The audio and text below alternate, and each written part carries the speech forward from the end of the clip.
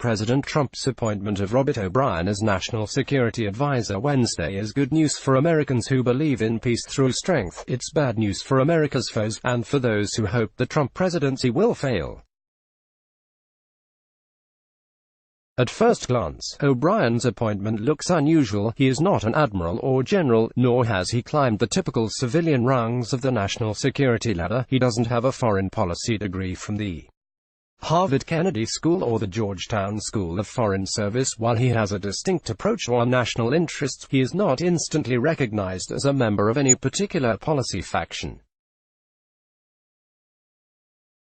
But such an assessment would miss O'Brien's acumen for grasping what matters about foreign developments, and what Trump likely wants and needs for the role of National Security Advisor.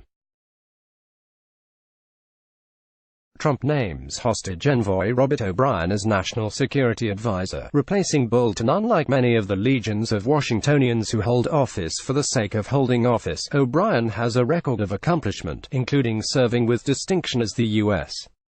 Special Presidential Envoy for Hostage Affairs. He helped bring home more than a dozen hostages and detainees since he was appointed earlier in the Trump administration, fulfilling a key facet of Trump's America First foreign policy.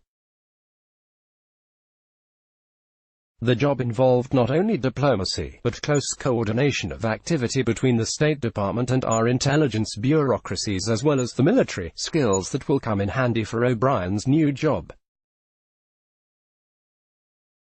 More from opinion. O'Brien was most recently in the news for helping bring home the American celebrity rapper A$AP Rocky from Sweden, where the rapper was held on trumped-up charges after being targeted and harassed by Afghan asylum seekers. O'Brien's involvement led to snickers among the foreign policy elite, but O'Brien, like Trump, understood that Washington could not look the other way while a supposedly friendly European government blamed a prominent American victim of a crime rather than the perpetrators of the crime. O'Brien also was a major in the Army's Judge Advocate General Corps, and was one of the most successful litigators in California. He attended UCLA and obtained a law degree from the University of California at Berkeley. The fact that he did so and remained a conservative who believes that a strong America is good for the world is a testament to his character. It's better to have someone who has been through the left-wing crucible and stayed true to course than someone who is untested and looking to become popular among the Washington elite. O'Brien also backed Trump for president when other denizens of the Republican foreign policy elite opportunistically vowed to support Hillary Clinton, despite her disastrous track record on foreign affairs. Click here to get the opinion newsletter. O'Brien also advocated peace through strength and getting tough with China before those positions were popular. O'Brien's book, While America Slept, is a compilation of his criticisms of the Obama era hollowing out of the U.S. military and weakness in dealing with Iran and China. The book foreshadowed some of the arguments Trump used during his campaign and while in office.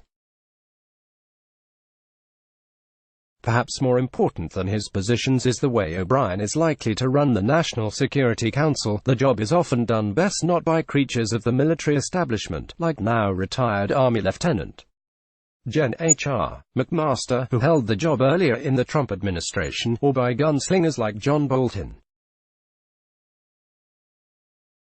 The job is done best by those who offer private counsel to the president, arbitrate fairly in the unruly national security bureaucracy, and privately press that bureaucracy to execute the president's vision. In that sense, O'Brien's role as an affable but determined litigator and negotiator should serve Trump well. Trump has reversed disastrous Bush-Obama policies on trade, appeasing China and Iran, ignoring Islamists, underfunding the military, sideshow wars, and pretending natural climate change is a national security issue. The job now is managing the implementation of Trump stuff or alternatives to those policies during the time it will take a new, safer world to emerge. Click here to get the Fox News app wherein the equivalent of the mid-1980s gap between when President Reagan began the era's version of peace through strength and the later, resulting collapse of the Soviet Empire. Our turbulent transition may resemble that one at times, especially as a new world emerges with alliances and power dynamics that will be very different than the status quo so far in this century.